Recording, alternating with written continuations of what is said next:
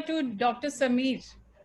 So, Dr. Sameer, who practices show and tell, and he believes that a storyline begets action. So, Dr. Sameer, when we are talking about cost optimization, I would like to address this question to you that COVID-19 crisis has resulted in a cost optimization initiative for many organizations. So, in these unprecedented times, how can strategic cost management play a crucial role in defining the right actions to thrive and win? So, over to you, Dr. Sameer. Sakshi, thank you. Good evening, guys.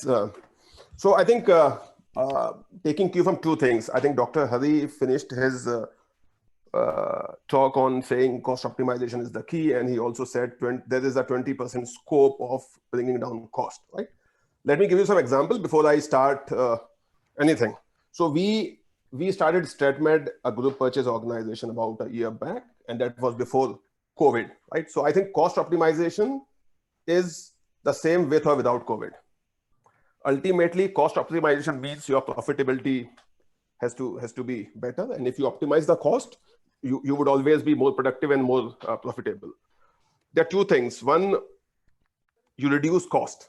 When you reduce cost, you actually send the cost on vacation. It comes back. But when you optimize cost, you do something bigger than reducing the cost. So it's not a vacation. You basically ask the cost to go away and hope it does not come back to us.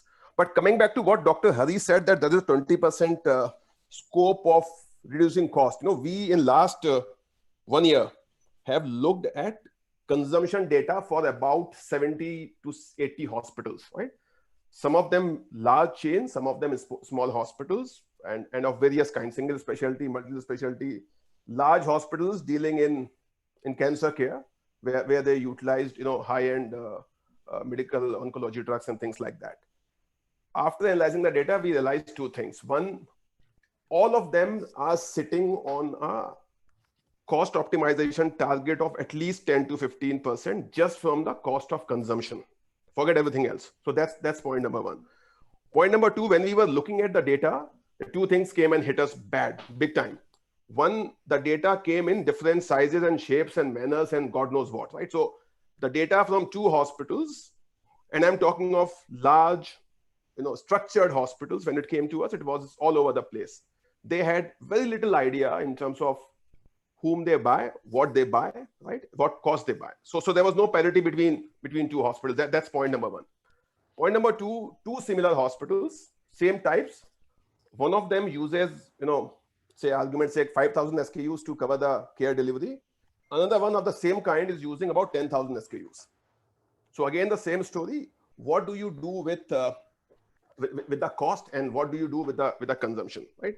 So going back to cost optimization, as I said, it is different from cost reduction. We are talking of cost optimization, and in today's parlance, which is COVID times, I think as the pressure on top lines become more and more, as the pressure on customer or patient acquisition goes high and high, I think more and more we have to focus on cost optimization to ensure just two things. One, in the current times, cost optimization leads to sustainability. In the future, cost optimization would lead to growth as well, right? And when we talk of cost optimization, typically in a healthcare organization, there could be cost optimization happens at 3-4 levels. One, you typically look at commercial optimization, where you bring down the cost of purchase of a certain product. Second, which is a larger and where the impact is longer, is where you start optimizing the consumption per se, and you say this is what will get consumed over a period of time without impacting the quality of outcome. So I'll take 30 seconds to so there's a myth which says reduced cost leads to reduced quality. It's not true. If you do optimize cost, can give you same or better quality for sure, because the moment you start optimizing, you start documenting the process, you start looking at the data, you start interpreting the data, and that leads to obviously optimized cost and much better outcomes. You look at healthcare as an industry, there are three large costs, right? One is people cost, and healthcare would always remain people intensive because all your caregivers are humans, and they are intrinsic to the whole outcome, right? But having said that, so that is about 30 to 40% of your total cost. The large bucket, which is anything between 15 to 30%, depending on what kind of hospitals you run, is the cost of goods sold, as they say in supply chain parlance. So cost of goods sold is another 15 to 30%, depending on what hospital you are.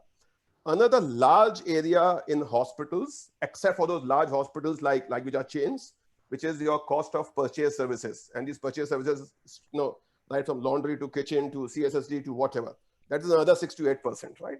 So if you combine these two services, you bring in efficiencies there, you are definitely looking at reducing cost by 10 to 15%, just by making sure you start capturing the data correctly, looking at that data correctly, and going to the suppliers as a group.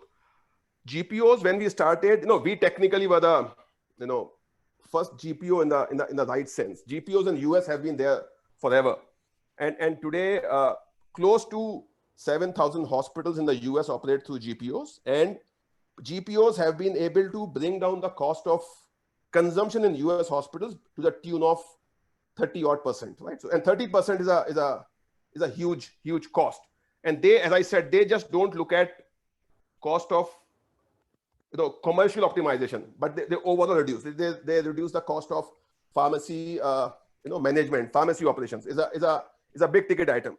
So what we need to do on the cost optimization, as I said in the beginning, find a way to make sure that the cost which you retire, it doesn't come back. And the only way this will happen is when you start looking at systems, you're creating systems at the consumption side, you put systems at the purchase side, and you utilize technology in some way or the other.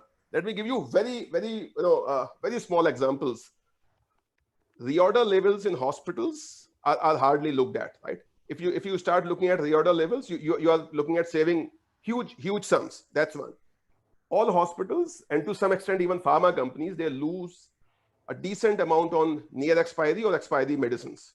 It's a loss. It's a total loss at the end of a day.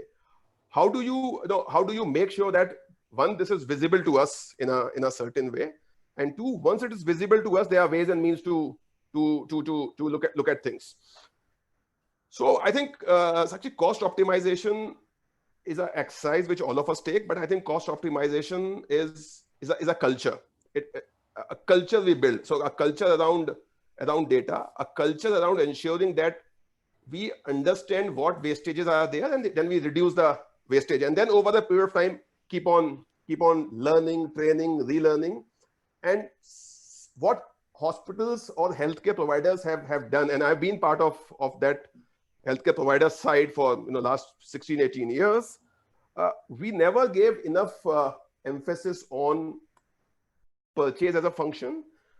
We believe that purchase happens by the purchase team. Actually, purchase starts right at the consumption. So the caregivers need to understand what they are consuming, why they are consuming, and is there a better way to look at consumption. So I think we want to get into the tech side on the supply chain. Supply chain as a department never existed, or it exists in very small form in healthcare sector. So we want to bring in supply chain as a specialized area. We want to build in tech around that, so that once you start looking at tech, you start looking at data, you start looking at some amount of automation which happened at those point in time.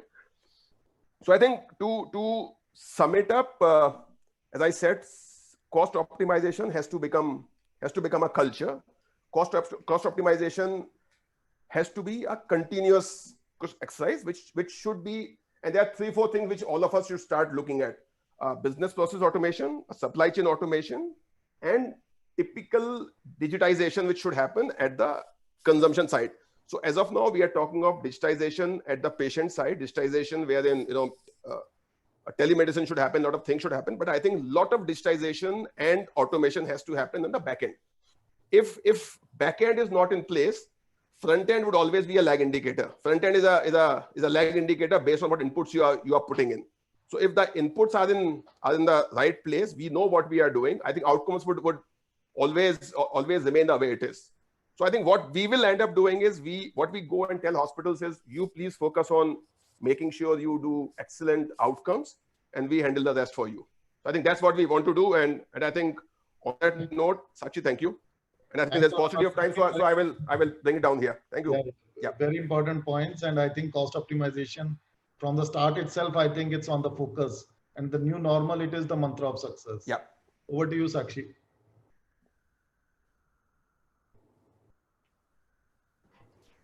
Thank you, Dr. Sameer. I think you rightly pointed out that cost optimization is the mantra to survive in the new normal.